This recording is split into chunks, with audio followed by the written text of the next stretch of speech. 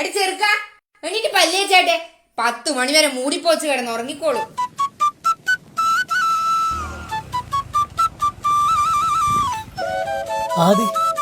എടാ പിള്ളമാരിലെത്തിയാ എവിടെ? എടാ മോനെ, നീ ഇവന്റെ കൂടെയൊക്കെയാ കളിക്കുന്നു? നിനക്ക് കുറച്ച് സ്റ്റാൻഡേർഡ് ഇല്ലേ? പപ്പ, നിങ്ങൾ എപ്പോ ഇവനെ കാണുമ്പോ ഇങ്ങനെ കളിയാക്കി വിടല്ല. അവസാനം വാശിയേരി +2 എന്നെക്കാൾ മാർക്ക് വാങ്ങും. അങ്ങനെ വല്ലതും സംഭവിച്ചാൽ നിന്നെ ഞാൻ കൊല്ലും. നമ്മളെ വീട്ടിലെ വേലക്കുന്ന പെണ്ണിന്റെ മകനാവൻ.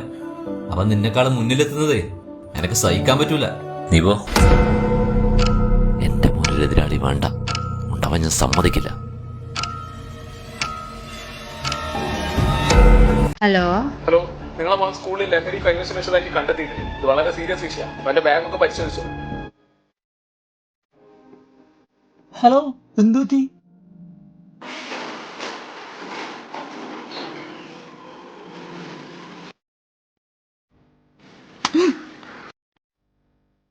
നീ അച്ഛനുണ്ടാക്കി മാങ്ങിക്കെടുത്തടിച്ചിട്ട് ഞാൻ നിന്നെ വളർത്തി. നിനക്ക് എന്നെ പറ്റി വല്ല വിചാരം ഉണ്ടാ? ഇനി പോലീസ് കൂടി വരുന്നേ ഞാൻ കാണാനുള്ളൂ. പപ്പ, എന്റെ റിസൾട്ട് വന്നു. സ്കൂൾ ടോപ്പാ. നീ എന്റെ മോൻ തന്നെയാടാ. അവൻ എത്ര മാർക്കുണ്ട്? അവനൊരു വിഷയത്തിൽ പൊട്ടി. ഒന്നവിടെ നിന്നേ. +2 പൊട്ടിയല്ലേ? ഡ്രഗ്സ് അടിച്ചടക്കുന്ന പിള്ളേർക്ക് പറഞ്ഞതല്ല പഠിപ്പും വിദ്യാഭ്യാസവും. എന്റെ മോനെ നോയിക്കോ, കുറച്ച് കഴിഞ്ഞാൽ അവൻ MBA കാരനായിട്ട് വരും.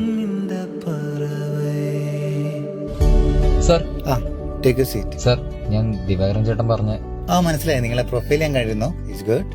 MD സ്ഥലത്തെത്തിന്റെ ഏതായാലും അദ്ദേഹത്തിന് വേണ്ടി കണ്ടിട്ട് വാ. വെയിറ്റ് ചെയ്തോ. വിക്രം, നീ എന്താ ഇവിടെ? ഇവിടുത്തെ പ്യൂണായിട്ടായിരിക്കും, അല്ലാണ്ട് ഇവിടുത്തെ മാനേജർ ആവാനൊന്നും വഴിയില്ലല്ലോ. ആദി വരൂ, അച്ഛനും കയറിക്കോളൂ. സാരി പോയി.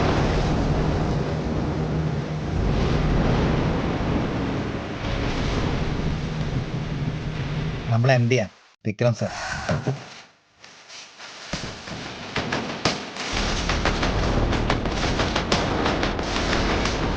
മോനെ നോയിക്കോ, കുറച്ച് കഴിഞ്ഞാൽ അവൻ MBA കാരനായിട്ട് വരും. അന്നുണ്ടായ വാശിയാണ് എൻ്റെ ജീവിതത്തിലെ turning point. Hello sir, my name is Vikram and I have completed professional course in mobile and laptop repairing from hotel.